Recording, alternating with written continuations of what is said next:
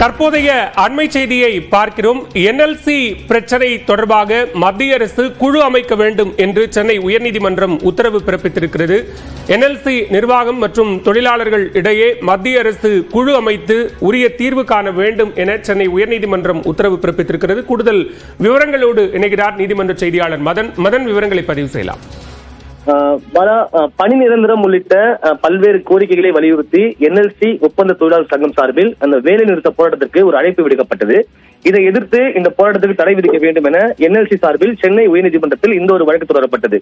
இந்த வழக்கை விசாரித்த நீதிபதி செந்தில்குமார், நிர்வாகத்திற்கும் தொழிலாளருக்கும் உள்ள அந்த பிரச்சனை தொடர்பாக வழக்குகளை விசாரிப்பதற்கு தீர்ப்பாயம் மற்றும் தொழிலாளர் நல நீதிமன்றம் உள்ளது. அப்படி இருக்கும்போது இது போன்ற வேலை நிறுத்தத்திற்கு தடை விதிக்க கோரி நேரடியாக உயர்நீதிமன்றத்தை தாக்கல் செய்யப்பட்டுள்ள இந்த வழக்கை விசாரிக்க முடியாது என்று தெரிவித்துவிட்டார்.